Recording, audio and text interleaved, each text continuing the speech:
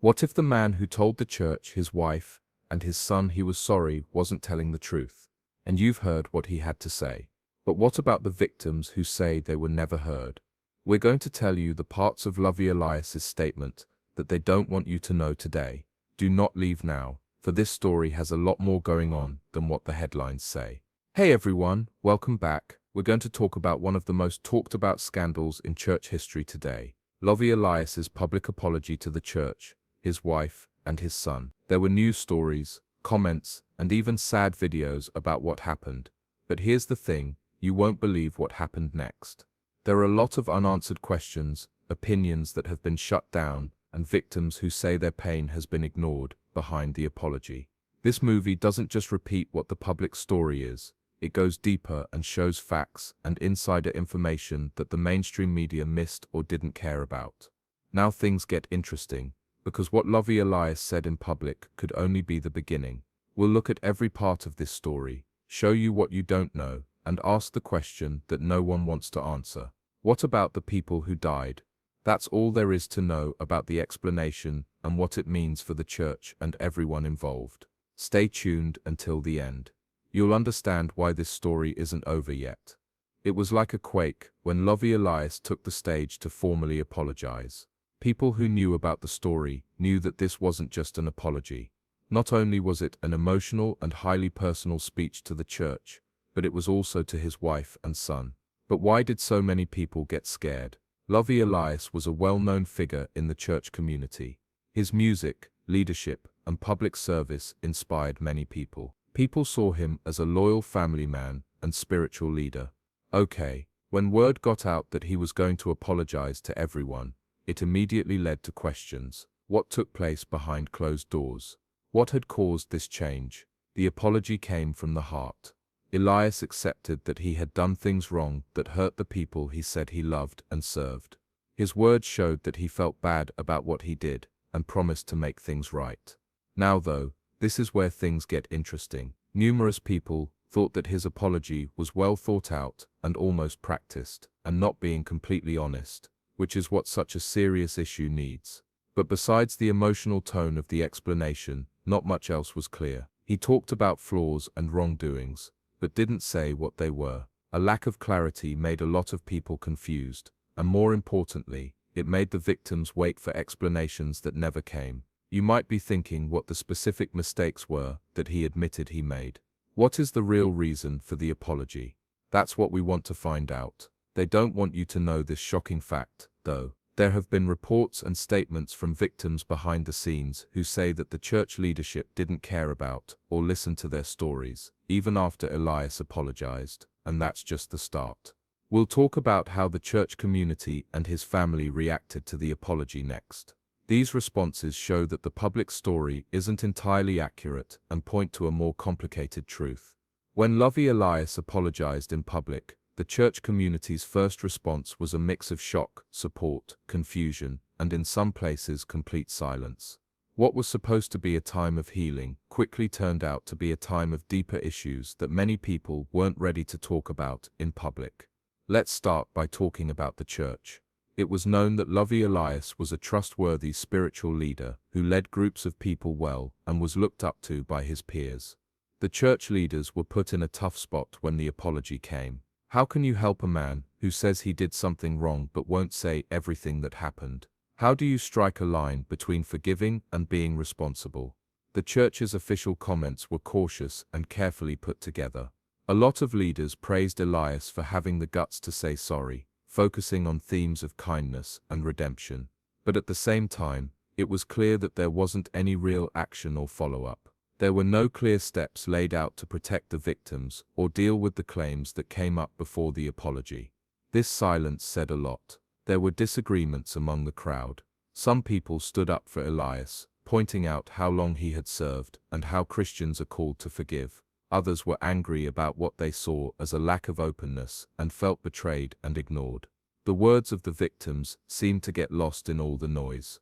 A lot of people were very upset that the church's reaction seemed to be more about repairing the damage than doing what was right. When we talked about Elias's family, his wife and son, their responses made the story even more complicated. In public, they said they were sorry. In video messages and posts on social media, they said they hoped for healing and togetherness. But inside the family, people say they are having a hard time dealing with the impact. Imagine how it would make you feel to live in public while everyone can see your inner pain. There have been reports that Elias's wife has been dealing with anger, confusion, and broken hearts. Reports say that the son is going through a lot of mental pain because he loves his father so much and knows the truth about the scandal. It's important to know that this apology wasn't just a way to make things better with the public. It was the spark that shattered the balance of a whole family and showed up problems in the church community. But most people don't talk about this part. A number of close sources say that the apology didn't do much to make things better. Instead, it led to more questions, especially from people who say they were hurt because of what Elias did and the church's delay in acting. Next, some of the victims will tell us their stories, talk about their pain, and explain why they don't think the apology is enough. Up until now, their opinions have been mostly ignored, but today we bring their truth to light. This is a very important part of the story. Lovy Elias's apology made the news, and his family said in public that they hoped for healing. But the victims haven't been heard much in this story. A lot of people felt like this apology was just a band-aid over a wound that had been there for too long. We talked to a number of people who said Elias's acts had a direct effect on them. These claims are not made without proof or on the spot. These are real stories from people who have kept their pain to themselves, being afraid of being judged or punished. One victim, who asked to remain anonymous, told us about the years of mental pain she has been going through. She talked about how she felt trapped in a community that put image over truth, and where speaking out meant risking everything, including relationships, reputation, and even religion. The main character in her story was a trusted church leader who betrayed her by abusing his power to take advantage of weak church members. "I never meant for this to get out," she said. "Everyone I asked would just listen and believe me. Hearing you say sorry was nice, but it didn't change what happened to me or anyone else." A young man's voice came next, and he said that what he had seen had broken his trust in spiritual leaders. He talked about how the church leaders ignored his complaints by saying they were just misunderstandings or exaggerations. "After telling me to forget and move on, they didn't really do anything. That's why a lot of us didn't say anything. We didn't feel safe." What makes this story unique and sad is that the victims are still waiting for real justice and for their pain to be recognized. They say that saying sorry, no matter how true it is, can't take away the hurt or the effects of what happened. To make sure this doesn't happen again, they want structural change, openness, and safety. After the church said sorry, they kept quiet, which made their scars worse. Many people think that the institution cared more about protecting its image and a well-liked leader than about the people who were hurt the most. But now comes the crazy part. Some victims say that after the apology, they were put under more pressure to keep quiet. Some even said they were afraid of being shunned or criticized by people in their own groups. That brings up a tough question. How can healing start when people feel like they are not being heard or cared about? In the next part, we'll talk about what this scandal means for society as a whole, what it means for the church as a whole, the faith of its people, and the call for spiritual leaders to be responsible. To see the bigger picture, we need to step back and listen to what the victims had to say. We also need to know how their families and churches felt.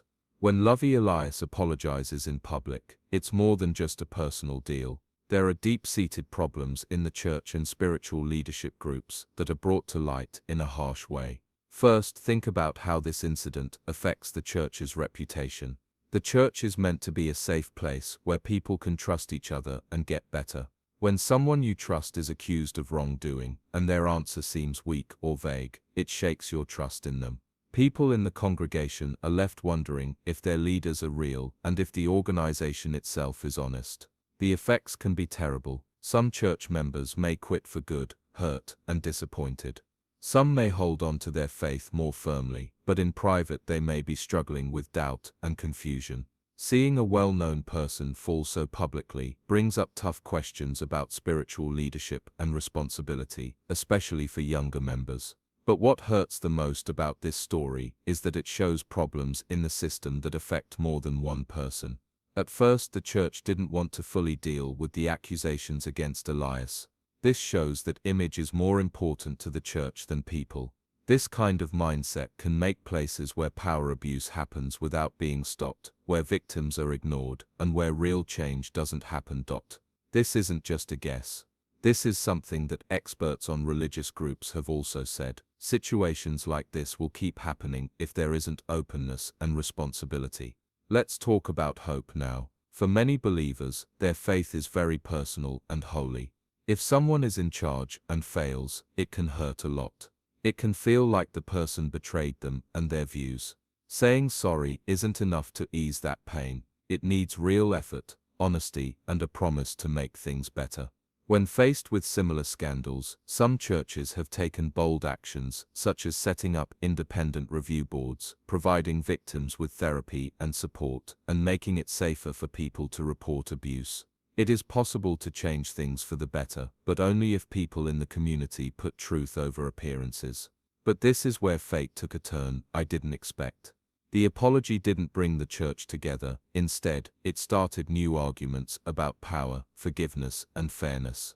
As of now, there are still debates going on that will likely shape the community's future. The role the church leadership played during and after the accusations against Lovy Elias came to light is one of the most controversial parts of this story. Churches are supposed to be strongholds of morality and safety. But in this case, a lot of people think the leaders didn't follow those ideals. According to people who know about the situation, when the first worries were raised, some leaders decided to keep quiet instead of being open. They are said to care more about protecting Elias's name and the church's public image than starting their own investigation or talking about the accusations in public. There are a lot of questions here. When does following a boss turn into following bad behavior? How often do places of power hide abuse because they are afraid of scandal? Because the church didn't want to deal with the problem directly, victims felt abandoned and misled. Experts in organizational ethics say that these kinds of mistakes can happen in religious organizations if they don't have clear rules and outside oversight. To stop abuse and encourage accountability, they say that independent boards, mandatory reporting procedures, and survivor support programs should be set up. But many people don't know this shocking fact. Some inside the church who spoke out say they were threatened or pushed to keep quiet, which shows how bad the problem really is.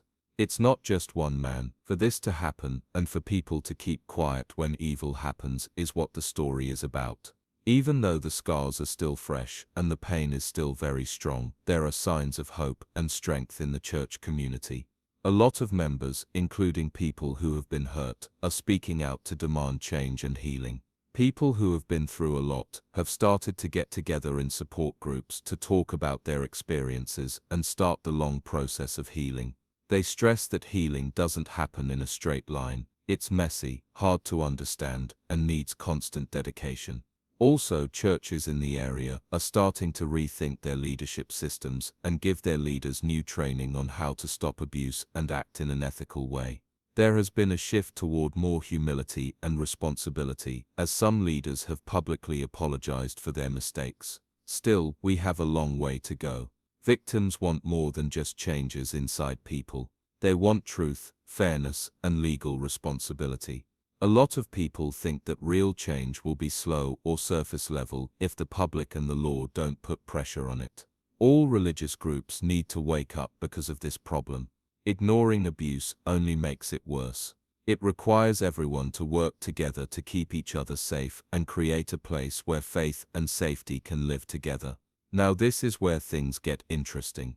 Some families who used to support leaders in silence are now speaking out for victims, showing a big change in how this group deals with problems. There are real people whose lives have been deeply touched by what happened, who are at the center of this controversy.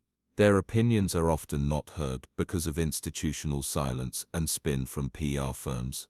But their stories are very important for making change and for learning what went wrong. A number of victims have bravely come forward to tell their painful stories of being betrayed and manipulated, as well as the long road to recovery. The fact that they were brave enough to speak out shows how badly the church needs to be open and help people. One victim said that for years, they felt alone and scared and didn't know who to trust. Another person talked about how hard it was for them to see their abuser publicly say sorry, while the church didn't seem to want to fully address their pain.